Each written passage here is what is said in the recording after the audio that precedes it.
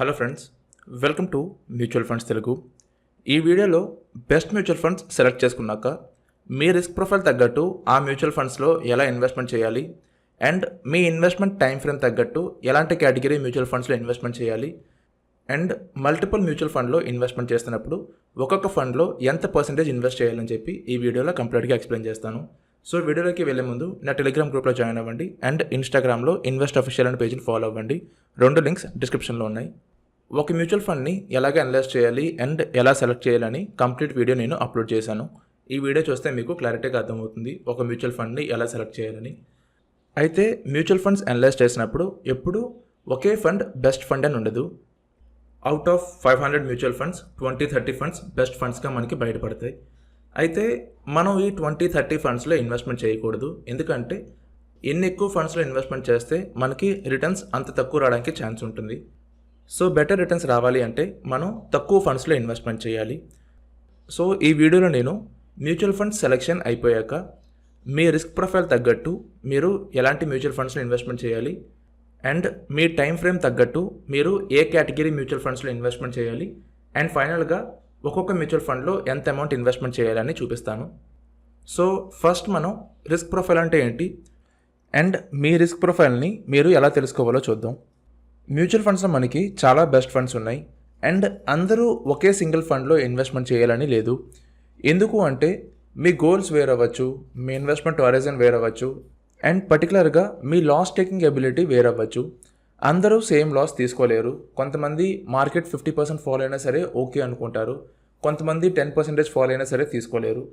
So mutual ఫండ్స్లో risk profile అనేది ఏంటి అంటే రిస్క్ ప్రొఫైల్ మీరు ఎలాంటి టైప్ ఆఫ్ ఇన్వెస్టర్ అని మీకు తెలిసేలా చేస్తుంది. సో సింపుల్గా చెప్పాలంటే రిస్క్ ప్రొఫైల్ హ్యూమన్ బిహేవియర్ని తెలిసేలా చేస్తుంది.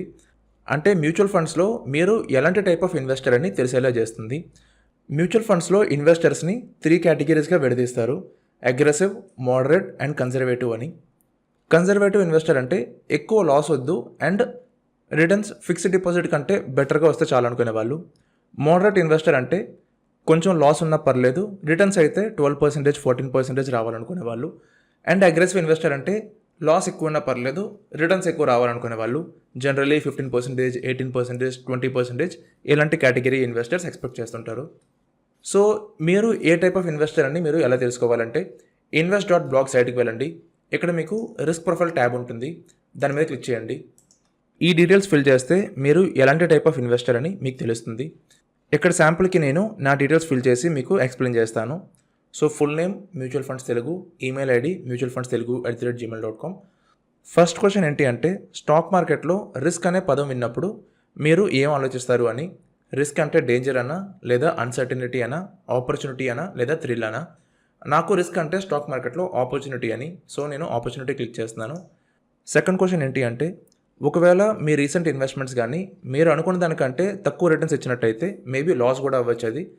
సో ఇక్కడ 4 ఆప్షన్స్ ఉన్నాయి: very upset, some what upset, uneasy and not upset because I know that all investments carry risk అని. సో నేను 4th ఆప్షన్ టిక్ చేస్తున్నాను. మీరు మీకు తగ్గట్టు ఆప్షన్ టిక్ చేయండి, నన్ను కాపీ చేయొద్దు.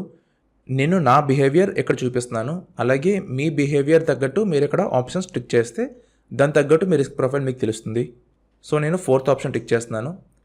అండ్ లాస్ట్ క్వశ్చన్ ఏంటి అంటే మీ దగ్గర 30 lakh రూపీస్ ఉన్నట్టయితే కింద ఉన్న 3 year మ్యూచువల్ ఫండ్ రిటర్న్స్ ప్రకారం మీరు ఏ మ్యూచువల్ ఫండ్లో ఇన్వెస్ట్మెంట్ చేస్తారు అని.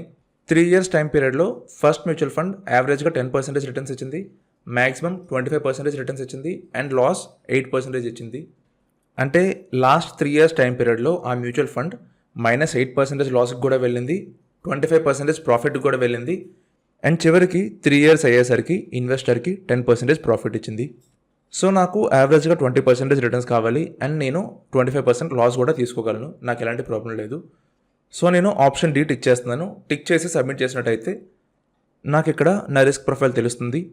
Congratulations mutual funds Telugu, you are an aggressive investor. So నేను అగ్రెసివ్ ఇన్వెస్టర్ని, ఇది నా బిహేవియర్.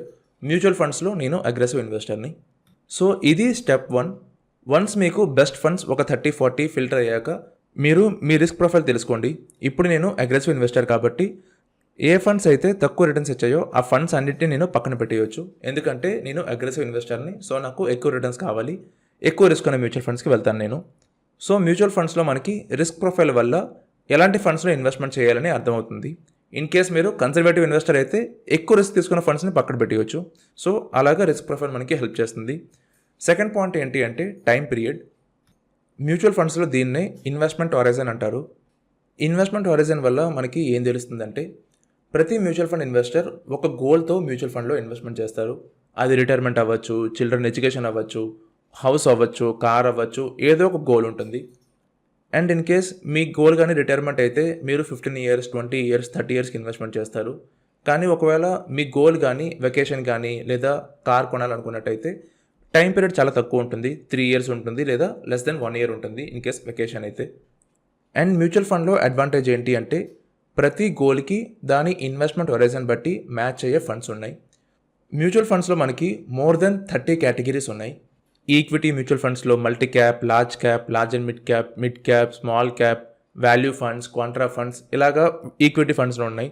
అగైన్ డెట్ ఫండ్స్లో liquid funds, over night funds, short term funds ఇలాగా రకరకాల కేటగిరీస్ ఉన్నాయి మన దగ్గర. సో మీ ఇన్వెస్ట్మెంట్ హొరైజన్ బట్టి మనం డిఫరెంట్ కేటగిరీస్లో ఇన్వెస్ట్మెంట్ చేసుకోవచ్చు. సపోజ్ మీరు మీ ఇన్వెస్ట్మెంట్ హొరైజన్ తెలుసుకోకుండా మ్యూచువల్ ఫండ్స్లో ఇన్వెస్ట్మెంట్ చేస్తే రిజల్ట్ ఎలాగుంటుంది అంటే 1 year టైం పీరియడ్కి మీకు రిటర్న్స్ రావాలని ఈక్విటీ ఫండ్స్లో ఇన్వెస్ట్మెంట్ చేస్తే రిటర్న్ సంగతి పక్కన పెడితే మీకు లాస్ రావడానికే ఛాన్స్ ఎక్కువ ఉంటుంది. అలాగే 15 years టైం పీరియడ్కి మీరు ఈక్విటీ ఫండ్స్లో కాకుండా లిక్విడ్ ఫండ్స్లో ఇన్వెస్ట్మెంట్ చేసినట్టయితే ఓన్లీ మీకు లెస్ దెన్ 7% రిటర్న్స్ వస్తాయి. బట్ 15 years టైం పీరియడ్కి మ్యూచువల్ ఫండ్లో ఇన్వెస్ట్మెంట్ చేస్తే 12% రిటర్న్స్ ఈజీగా వస్తాయి. సో మీ ఇన్వెస్ట్మెంట్ హొరైజన్ తెలుసుకోవడం చాలా ఇంపార్టెంట్. సపోజ్ సే మీరు 7 years టైం పీరియడ్కి ఇన్వెస్ట్మెంట్ చేద్దాం అనుకుంటున్నారు అండ్ మీరు మోడరేట్ ఇన్వెస్టర్ అనుకుందాం. సో అలాంటప్పుడు ఏ కేటగిరీ మ్యూచువల్ ఫండ్లో ఇన్వెస్ట్మెంట్ చేయాలి అంటే నేను ఆల్రెడీ ఆ రీసెర్చ్ చేశాను. మీరు పాజ్ చేసుకొని ఇక్కడ స్క్రీన్ షాట్ తీసుకోవచ్చు. సో 7 years టైం పీరియడ్కి మోడరేట్ ఇన్వెస్టర్ అయినట్టయితే మీరు focused funds and flexi cap ఫండ్స్లో ఇన్వెస్ట్మెంట్ చేయొచ్చు. సో 5 to 10 years టైం పీరియడ్కి మీరు focused funds and flexi cap ఫండ్స్లో ఇన్వెస్ట్మెంట్ చేయొచ్చు. సో డిఫరెంట్ టైప్ ఆఫ్ ఇన్వెస్టర్స్కి అండ్ డిఫరెంట్ టైమ్ హారిజన్స్కి ఏ కేటగిరీలో ఇన్వెస్ట్మెంట్ చేయాలని చెప్పి నేను ఇక్కడ మెన్షన్ చేశాను. సో ఇప్పుడు మనం 30 కేటగిరీస్లో ఇన్వెస్ట్మెంట్ చేయాల్సిన అవసరం లేదు. మీ రిస్క్ ప్రొఫైల్ తగ్గట్టు అండ్ మీ ఇన్వెస్ట్మెంట్ హారిజన్ తగ్గట్టు మ్యాక్సిమం 3 కేటగిరీస్లో ఇన్వెస్ట్మెంట్ చేసుకోవచ్చు ఇప్పుడు. సో 30 నుంచి మనం 3 వరకు వచ్చేసాం సింపుల్గాను. అండ్ ఇప్పుడు final and most important point ఏంటి అంటే మ్యూచువల్ ఫండ్స్లో దీన్ని పోర్ట్ఫోలియో అలొకేషన్ అంటారు ఆర్ సింపుల్గా అసెట్ అలొకేషన్ అంటారు. ఇది మీరు వినే ఉంటారు ఇంతకుముందు. ప్రీవియస్ ఎగ్జాంపుల్ కానీ చూసినట్టయితే మోడరేట్ ఇన్వెస్టర్ 7 years టైం పీరియడ్కి focused fund and flexi cap ఫండ్లో ఇన్వెస్ట్మెంట్ చేసుకోవచ్చని నేను చెప్పాను. ఫ్లెక్సీ క్యాప్ ఫండ్లో ఏ ఫండ్ మంచిది, ఫోకస్డ్ ఫండ్లో ఏ ఫండ్ మంచిది ఇలాగా టాప్ 15 మ్యూచువల్ ఫండ్స్ నేను లిస్ట్ చేసి ఆల్రెడీ పెట్టాను. మీ ఈమెయిల్ ఐడి ఇచ్చి మీరు ఇక్కడ డౌన్లోడ్ చేసుకోవచ్చు. ఇక్కడ మీరు ఈమెయిల్ ఐడి ఇస్తే ఆటోమేటిక్గా మీకు ఈ పీడిఎఫ్ డౌన్లోడ్ అవుతుంది. ఇందులో టాప్ 15 మ్యూచువల్ ఫండ్స్ ఉంటాయి. సో ఇప్పుడు మనకి 2 కేటగిరీస్ ఉన్నాయి అండ్ 2 కేటగిరీలో 2 మ్యూచువల్ ఫండ్స్లో ఇన్వెస్ట్మెంట్ చేస్తాం మనం. జనరల్లీ చాలామంది ఏం చేస్తారంటే 2 మ్యూచువల్ ఫండ్స్ కాకుండా 5 మ్యూచువల్ ఫండ్స్, 10 మ్యూచువల్ ఫండ్స్లో ఇన్వెస్ట్మెంట్ చేస్తారు అండ్ 10 మ్యూచువల్ ఫండ్స్లో ఈక్వల్గా అలొకేషన్ ఇస్తారు. ప్రతి మ్యూచువల్ ఫండ్లో 10% ఇన్వెస్ట్ చేస్తారు. బట్ అలా చేయకూడదు. మనం జనరల్లీ మల్టిపుల్ ఫండ్స్కి ఎందుకు వెళ్తామంటే ఫస్ట్ రీజన్ మనకి ఎక్కువ రిటర్న్స్ రావాలి అని. మనం ఇన్వెస్ట్మెంట్ చేసిన ఫండ్ కంటే వేరే ఫండ్ కానీ పొరపాటున ఎక్కువ రిటర్న్స్ ఇస్తే మనం అది కూడా గ్రాప్ చేసుకోవాలి కదా అని వేరే ఫండ్కి వెళ్తాం. సెకండ్ పాయింట్ ఏంటి అంటే లాస్ రెడ్యూస్ చేసుకోవాలి అని. మనం ఇన్వెస్ట్ చేసిన ఫండ్లో కానీ లాస్ ఎక్కువ ఉన్నట్టయితే వేరే ఫండ్లో ఇన్వెస్ట్మెంట్ చేస్తే లాస్ కొంచెం తగ్గుతుంది కదా అని. సో ఈ 2 పాయింట్స్ కోసం మనం జనరల్లీ 2-3 ఫండ్స్లో ఇన్వెస్ట్మెంట్ చేస్తాం అండ్ కొంతమంది 10-20 ఫండ్స్లో కూడా ఇన్వెస్ట్మెంట్ చేస్తారు.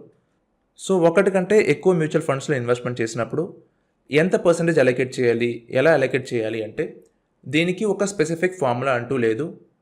సొంత ఎక్స్పీరియన్స్ బట్టి అండ్ మ్యూచువల్ ఫండ్స్ మీద వాళ్ళకున్న నాలెడ్జ్ బట్టి ఇది డిసైడ్ అవ్వాలి. దీనికి స్పెసిఫిక్గా ఇలాగే అలొకేట్ చేయాలని ఎక్కడా లేదు. సో నేను ఈ వీడియోలో నా థియరీ చెప్తున్నాను, నా ఎక్స్పీరియన్స్ తగ్గట్టు నేను ఎక్స్ప్లెయిన్ చేస్తున్నాను. ఇఫ్ మీ ఇన్వెస్ట్మెంట్ హొరైజన్ కానీ 7 years అయినట్టయితే మీరు ఫోకస్డ్ ఫండ్లో ఎక్కువ అలొకేట్ చేయండి అండ్ ఫ్లెక్సీ క్యాప్ మ్యూచువల్ ఫండ్లో తక్కువ అలొకేట్ చేయండి. ఫర్ ఎగ్జాంపుల్ మీరు కన్జర్వేటివ్ ఇన్వెస్టర్ అనుకుందాం అండ్ మీరు 10 years టైం పీరియడ్కి ఇన్వెస్ట్మెంట్ చేద్దాం అనుకుంటున్నారు. సో 10 years టైం పీరియడ్కి conservative investor focused fund and large cap mutual ఫండ్లో ఇన్వెస్ట్మెంట్ చేసుకోవచ్చు. సో అలాంటప్పుడు ఏ ఫండ్లో ఎంత పర్సెంటేజ్ ఇన్వెస్ట్మెంట్ చేయాలి అంటే ఫోకస్డ్ మ్యూచువల్ ఫండ్లో ఎక్కువ పర్సెంటేజ్ అలొకేట్ చేయండి. మోర్ దెన్ 70% ఫోకస్డ్ ఫండ్కి అలొకేట్ చేయండి and 30% large and mid cap ఫండ్కి అలొకేట్ చేయండి. ఎందుకు ఫోకస్డ్ ఫండ్కి ఎక్కువ and large and mid cap ఫండ్కి తక్కువ అలొకేట్ చేయమన్నాను అంటే, మీరు ఓన్లీ 10 ఇయర్స్ టైం పీరియడ్కి ఇన్వెస్ట్మెంట్ చేస్తున్నారు కాబట్టి, అండ్ దట్టు మీరు కన్జర్వేటివ్ ఇన్వెస్టర్ కాబట్టి ఎక్కువ రిస్క్ తీసుకోవడానికి మీరు ఇష్టపడరు. సో ఫోకస్డ్ ఫండ్లో రిస్క్ అనేది తక్కువ ఉంటుంది compare to large and mid cap category fund. అందుకు ఫోకస్డ్ ఫండ్లో ఎక్కువ ఇన్వెస్ట్మెంట్ చేస్తే రిస్క్ అనేది రెడ్యూస్ అవుతుంది. అండ్ ప్యారలల్లీ మనకి హ్యూమన్ బిహేవియర్ బట్టి రిటర్న్స్ ఎక్కువ రావాలనుకుంటాం కాబట్టి కొంత portion amount large and mid క్యాప్లో పెట్టుకుంటే అక్కడ వచ్చే రిటర్న్స్ మీకు యాడ్ అవుతాయి. సో మీకు ఈ రకంగా రిస్క్ అనేది బ్యాలెన్స్ అవుతుంది. మోర్ ఓవర్ రిటర్న్స్ కూడా కొంచెం ఎక్కువ రావడానికి ఛాన్స్ ఉంటుంది. ఈ 7 ఇయర్ శాంపుల్ పోర్ట్ఫోలియో కానీ చూసినట్టయితే నేను మోడరేట్ ఇన్వెస్టర్కి ఈ పోర్ట్ఫోలియో క్రియేట్ చేశాను. 7 ఇయర్స్ టైం పీరియడ్కి మోడరేట్ ఇన్వెస్టర్కి ఈ పోర్ట్ఫోలియో క్రియేట్ చేశాను. So moderate investor 7 years time పీరియడ్కి ఏ ఫండ్లో ఇన్వెస్ట్మెంట్ చేయొచ్చు అంటే focused fund and flexi cap ఫండ్లో ఇన్వెస్ట్మెంట్ చేయొచ్చు.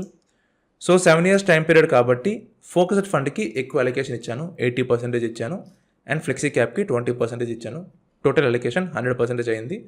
సో 10,000 ఇన్వెస్ట్మెంట్ చేసినట్టయితే ఫోకస్డ్ ఫండ్కి 8,000 వెళ్తుంది, ఫ్లెక్సీ క్యాప్కి 2,000 వెళ్తుంది. అండ్ రిటర్న్స్ ఎక్స్పెక్టేషన్ కానీ చూసినట్టయితే ఫోకస్డ్ ఫండ్కి 12% పెట్టాను అండ్ ఫ్లెక్సీ క్యాప్కి 14% పెట్టాను. సో 10 ఇయర్స్ టైం పీరియడ్కి టోటల్ ఇన్వెస్ట్మెంట్ 8.4 lakhs అవుతుంది అండ్ టోటల్ రిటర్న్స్ 23,82,895 రూపీస్ అవుతుంది with 12.60% rate of interest. And ఇది లీస్ట్ ఎక్స్పెక్టెడ్. ఈ ఫండ్స్లో మనకి ఎక్కువ రిటర్న్స్ వచ్చే ఛాన్స్ ఉంటుంది, బట్ క్యాల్కులేషన్ పర్పస్కి నేను తక్కువ రిటర్న్స్ తీసుకొని క్యాల్కులేట్ చేశాను. సో ఈ రకంగా కానీ 7 ఇయర్స్ టైం పీరియడ్కి మోడరేట్ ఇన్వెస్టర్ ఇన్వెస్ట్ చేసినట్టయితే 8.4 lakh ఇన్వెస్ట్మెంట్ చేస్తారు అండ్ రిటర్న్స్ 23 lakhs వస్తాయి. ఇది శాంపుల్ పోర్ట్ఫోలియో మీకు అర్థం కావడానికి నేను క్రియేట్ చేశాను. సో ఈ రకంగా మీరు కానీ మీ రిస్క్ ప్రొఫైల్ తెలుసుకొని ఇన్వెస్ట్మెంట్ హరైజన్ తెలుసుకొని మీ పోర్ట్ఫోలియోని అలొకేట్ చేసినట్టయితే మీకు సింపుల్గా చాలా మంచి రిటర్న్స్ వస్తాయి మ్యూచువల్ ఫండ్స్లో. అండ్ మీరు ఏ మ్యూచువల్ ఫండ్లో ఇన్వెస్ట్మెంట్ చేయాలో మీకు ఈజీగా అర్థమవుతుంది. మీ ఫ్రెండ్ ఇన్వెస్ట్ చేస్తున్నారనో లేదా నేను చూపిస్తున్నానో సేమ్ ఫండ్స్ మీరు కాపీ చేసినట్టయితే ఎక్కువ కాలం మీరు కంటిన్యూ అవ్వరు. బికాజ్ మీరు ఎందుకు ఇన్వెస్ట్ చేస్తున్నారో మీకు తెలియదు.